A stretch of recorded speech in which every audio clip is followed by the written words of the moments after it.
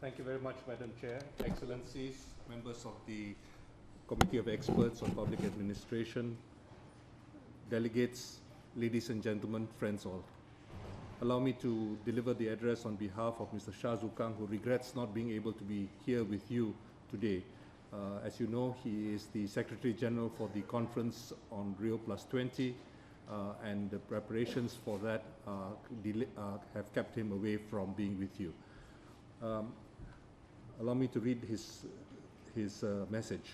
I'm pleased to welcome you to the 11th session of the Committee of Experts on Public Administration. First of all, I would like to express our deep appreciation to the Vice President of the Economic and Social Council for his personal participation in the meeting today. I would also like to take this opportunity to congratulate the new chair, Madam Najat Zaruk, and the new members of the Bureau of the Committee, Mr. Mikhail Dmitriev, Mr. Kim Pansuk, Ms. Marta Orharnarte, and Ms. Margaret Sana. I'm convinced that under your guidance, CEPA is set to hold yet another productive session this year. As the committee meets, we are just about 2 months away from the Rio Plus 20 conference. It's therefore timely for us to examine the challenges and opportunities of sustainable development from the perspective of this committee. As much as sustainable development is a global endeavor, it is local in many ways, especially as it relates to implementation. Your choice of local governance as the topic of this year's session is pertinent and significant. There are three features associated with sustainable development and local governance that I would like to discuss with you today. First, public engagement. The first point to emphasize is that sustainable development is not a top-down process. Rather, it is bottom-up, and hence necessarily about local initiatives. By that, I'm referring to people's engagement and participation in activities and programs advancing sustainable development, their ownership of the processes, and their inputs to policy design, elaboration, and implementation. Today, progress in advancing sustainable development is based increasingly on local initiatives and actions by committed citizens. This commitment and ownership can be very powerful. Together, they can build socially inclusive green economies with environmentally sound and technologically innovative jobs, especially for young people. In fact, the frequency and diversity of such activities often serves as indicators of the level of local implementation on the ground, which is paramount for sustainable development. In this process, local governments are closest to the people and have a vital role to play in educating, mobilizing, and responding to the public. Second, collaboration. The second point is that implementation of sustainable development cannot be a purely technical endeavor. We need more than highly specialized professionals and experts working in silos. Why? Because sustainable development is a multi-stakeholder process, requiring interagency coordination, institutional collaboration, and public-private partnerships. Involving local governments and local constituencies in the collaborative and multi-stakeholder process of sustainable development is therefore critical to the success of policy measures as well as programs. We've seen this in the implementation of the local Agenda 21, which has provided many lessons learned and best practices in terms of collaborative partnerships. Third, the role of technology. The third point associated with sustainable development that I would like to emphasize relates to the role of technology. Our modern economy, society, and civilization are anchored on technological innovations. Many of the challenges we face today, such as biodiversity loss, climate change, land degradation, water, air, and marine pollution, unemployment, and urbanization, among others, are interlinked with technologies. Therefore, we will need technological innovation and technology dissemination and transfer to overcome these challenges. Much of the ongoing discussion on a green economy in the context of sustainable development and poverty eradication relates to the development, dissemination, and transfer of green technologies in order to enable more sustainable production and consumption. Undoubtedly, information and communication technologies, or ICTs, can be effective catalysts and tools for sustainable development. Used properly, they can lead to fast, reliable, and citizen-centric service provision.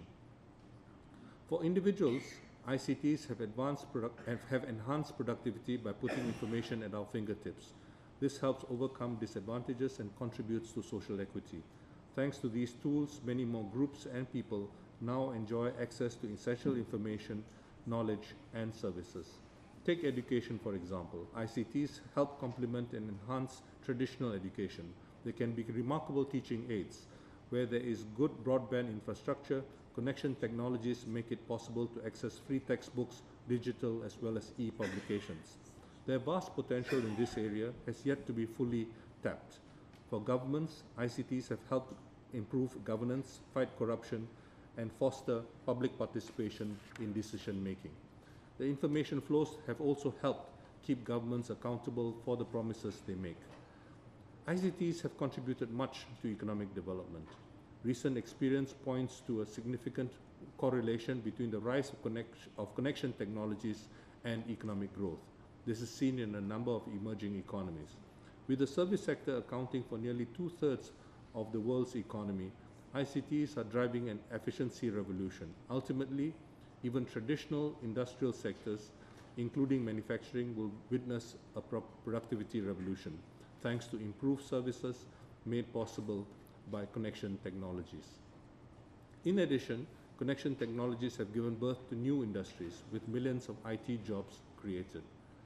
Today, as we seek to tackle challenges in hunger and poverty, climate change, disaster relief, food security, health, energy, water, oceans, urbanization, and more, science and technology are critical in empowering nations to find solutions.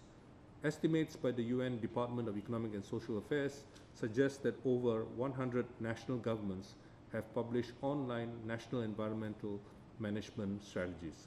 Clearly, ICTs are playing a vital role in environmental protection, in data collection, assessment, monitoring, early response, and the dissemination of knowledge and best practices.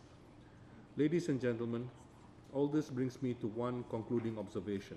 Advancing sustainable development, spurred by local initiatives, collaborative multi-stakeholder partnerships, and technological innovation, calls for enhanced public administration as well as governance. Better public administration and governance, especially at the local level, can only accelerate progress towards sustainable development. And it is about this future that we seek your advice today and through the rest of the week. I thank you in advance for your contributions and wish you a productive session. If I may add, more personally, this will be the last session at which Mr. Shah will be the Under Secretary General and I will be the Assistant Secretary General. We will be leaving the United Nations later this year. But I want to thank you all for your cooperation over the years. You have all been very, very cooperative, and I also want to add my words of appreciation for your dedication and willingness to contribute. I think there's much more which you can do, through CEPA. You should seize the time to use the opportunity offered to you as the experts in the committee to try to advance the agenda, not only in terms of new areas of innovation, but also new areas of possible intervention and new ways of thinking about old issues. These are all things which, these are all reasons why we look very much towards you to advancing the agenda and the debates and discussion at the UN as well as elsewhere globally in terms of, making progress in terms of governance, public administration, and related challenges. Thank you very much for your attention, and I wish you well. Thank you.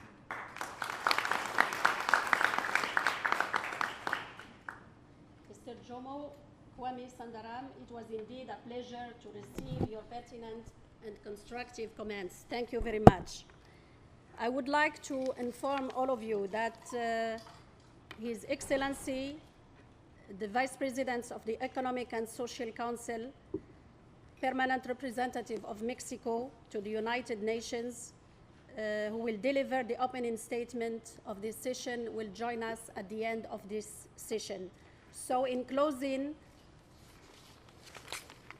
I would like to wish all of us success in our deliberations and look forward to the favorable outcomes of this meeting. Thank you.